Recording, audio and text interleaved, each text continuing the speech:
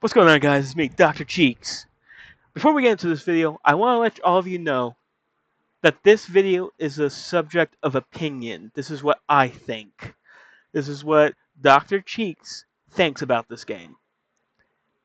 Now, with that being said, you are more than welcome to tell me what you think about this game in the description down below this video. I understand that no one's going to have the same opinion. Trust me, I would have a better chance of joining the Vanos crew than I would of having a similar opinion with the next person. Now, that being said, please leave a like, comment, and subscribe, and share the channel with your friends and family. Without further ado, let's get into this video. As stated in the video yesterday, we're doing the review for Doom 3 BFG Edition. However, I'm going to be making a lot of ties into Doom 3, the 2004 version, the initial release, and a bunch of other games. With that being said, strap in, get some popcorn, grab a drink, let's get into this. So, my initial thoughts on this. It's a good game. It does not deserve the hatred that it has warranted over the years necessarily. Or I should say, the hatred is misplaced. So, Doom 3 obviously is the third entry into the Doom saga, or the third canonical entry into the Doom saga, as that can be said. It was originally made in 2004. However, later on, in about 2012, BFG edition was released. About a whole 8 years later. Doom 3 is a survival horror first-person shooter, which, if you ask me, those two tags don't exactly blend well together. At least in the formula that Doom 3 tried to attempt it in. Obviously, survival horror shooters have been made in the past. Ones that come to mind are the Dead Space series or Resident Evil. It just so happens that Doom 3 doesn't exactly master this formula. With that being said, there have been many instances in the game where the horror elements have poked through in both its dark and both literal and metaphorical tones. Instances where enemies are coming out of the darkness where you don't know when their next one's going to happen, or they're coming out of the walls and just jumping out and getting you. Throughout the series, many instances of this happened to me, which have got me both off guard and on guard. Something I want to go over about Doom 3 is the bosses that they offer, which are only 4, which is called how do you say this? It's the spider boss that I absolutely fucking hated, and the Guardian Hell, the Sabbath, Sergeant Kelly, and the Cyber Demon. All of these are a breeze. These bosses die way too easily. The only one that ever gave me any problems was the Sergeant Kelly, the Sabbath, I can't pronounce that word, the Sergeant Kelly boss fight. And that's because I have a moving environment to deal with, along with a damage over time effect with the BFG that he's constantly shooting off. That being said, this leads into my second point I want to lead up to, which is the pacing. The rate of which we pick up weapons in the game is astonishingly fast compared to most Doom games. Before every single boss fight, if you know what you are doing, or you had the Doom wiki pulled up, where you had all the locker codes ready, you can have every single weapon that is required to deal with the boss that you are currently dealing with. That being said, acquiring them before the boss makes the boss a trivial matter. Continuing with the pacing at first, the survival horror element does show through in the first mission, if any of you want to go through and play that. There's an open-end section where obviously you're on Mars base, Mars City. You're walking through, you're seeing everyone alive. It's a lively environment, which is new for a Doom game, which is something I will props Doom 3 for. It innovated something that wasn't really done before. During the Mars City, you have to go track down a scientist that went to the comms facility, which is Rogue, which you have to travel across the Mars surface, but you have limited oxygen, which I wonder why later on in the game, like that's only the lower half of the game, do you ever go across Mars' surface. After that, you don't go across Mars' surface, which I just find, which isn't something I'm griping about. I just find that really weird. Why not just continue throughout the entire game? In the initial opening of the campaign, you obviously, once you find the scientist, all hell just breaks loose and everything just goes to shit real fast. And you get to see the demons come through and possess everyone, and you have to fight your way through. Now, in the initial 2004 release of Doom 3, the flashlight was a separate entity, i.e., it was a weapon of its own. So you had to decide whether or not you want a gun or a flashlight, which I think led to its initial hatred because you're in a really dark environment. You got enemies coming out of nowhere. Enemies pack a punch in this game. Don't get it twisted. They hit hard. A few minutes into the outbreak, the moment you find the pump action shotgun, which does more damage than most weapons in the game if you manage to hit every single pellet, if that makes sense. Following this, I would like to also add that in every single area of the of Doom 3, you find more shotgun shells than you find ammunition for the other weapons, which I guess makes sense if it's meant to be a security-based operation, if the super shotgun was meant for security purposes. But other than that, I just found that really, really weird.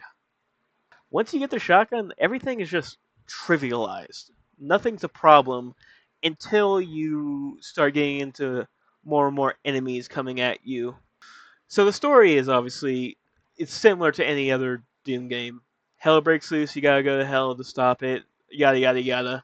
However, the main villain that was established in the opening intro, like within the first 5 minutes of the game, Dr. Bertruger, you don't deal with him until the Resurrection of Evil DLC that came out, or an odd choice on the developer's part.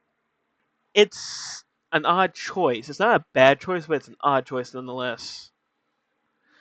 Instead, what we have to do, we have to deal with the Cyber Demon, which, if you ask me, the design is actually not bad.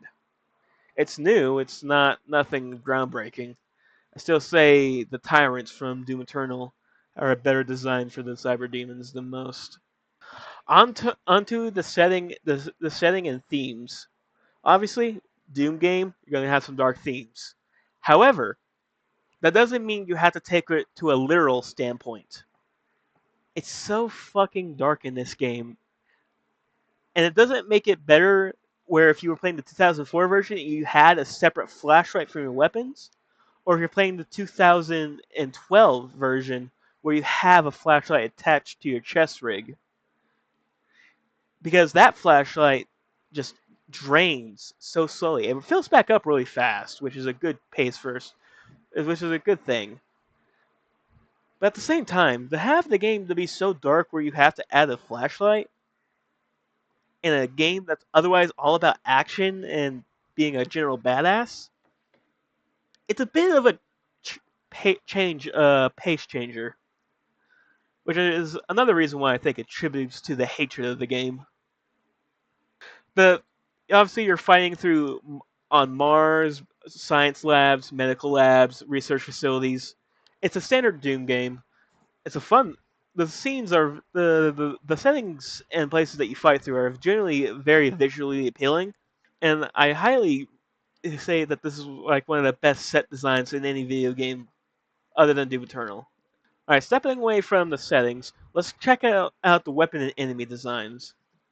The enemy designs are unique. They're not good nor are they bad. They're unique, and there was a couple of instances where I had to like stop the recording and go like look up what the hell was I just fighting.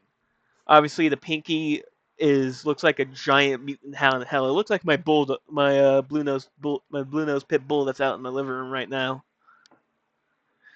Then, if you ask me, the design for the Revenant is one of the better designs that I have seen for it. Of course, I'm probably going to catch a lot of hatred and flack for that, but in my opinion, That looks great. The design for the bosses were unique in their own right.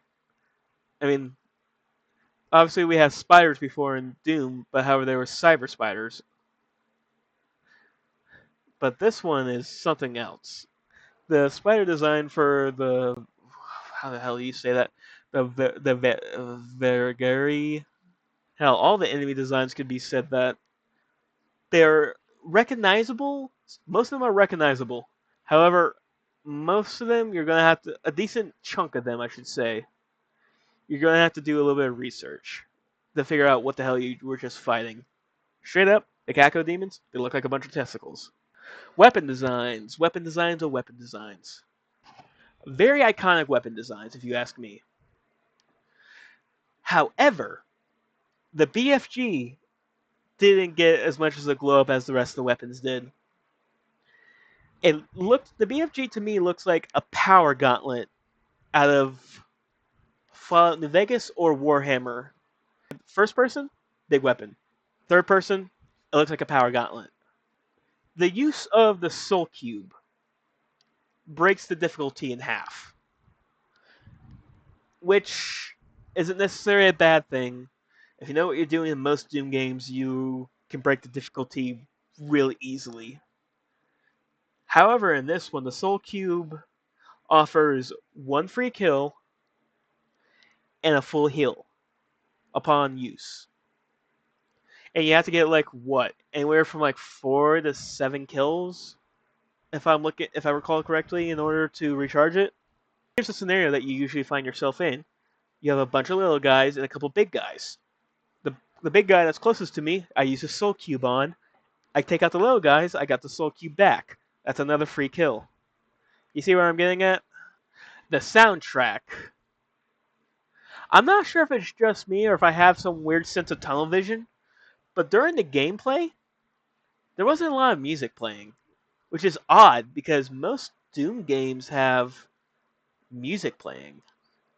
And not just that, rock music that pumps you up to that, oh yeah, I am the greatest, the thing to walk the planet, I am going to slaughter every single thing in my way.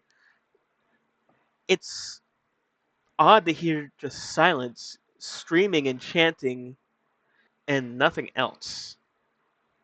It's eerily silent, which is bad. That is a blunder on the development team's part, if you ask me. It doesn't. And here's keep in mind, in the intro, in like the main menu, you hear the music. Then on the outro, like after you beat the game, you hear the Doom theme, which I'm not sure if it was due to time constraints, but it's there. The power ups. Oh, the power ups. Either I just so happen to miss every single one, except for a handful in my playthrough, or there's a lack thereof. With that being said, the handful that I did find, only one of them I think was truly correct for the area, and that is one of the Trials of Hell, where you were fighting multiple barons, revenants, barons, a couple of revenants, and I know a lot of smaller guys. That's very handy. That way you don't deplete all of your ammo. The rest were just wasted on smaller guys. In this Doom game, it's more meant to target primal fears. That's where some of the survival horror elements come from. Most of the targeted fears, a lot of people do not have. The only one I say is worth a damn is the arachnophobia, which gets me. I hate spiders with all my heart. You have no idea. Doom. Other than that, Doom 3 is a good game. It's not great. It's not terrible. Its hatred is understandable. However, I think if it didn't have the Doom IP on it, it would have made a great thing.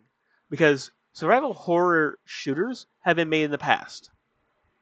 As said before, Resident Evil, Dead Space. They mixed that formula well. Doom 3, however, didn't. Doom 3 is most definitely the odd one out of the group because it doesn't fit in with the retro games, nor does it fit in with the new generation.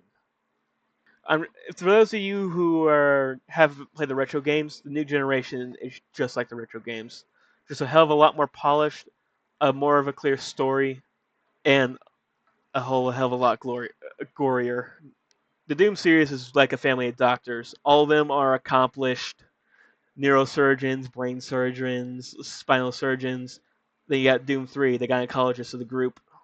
I will recommend Doom 3 to all of you to sit down and give it a shot. It's not a bad game, nor is it a good game. However, it is a game that has a different tone and change of pace from the other Doom series, the Doom entries.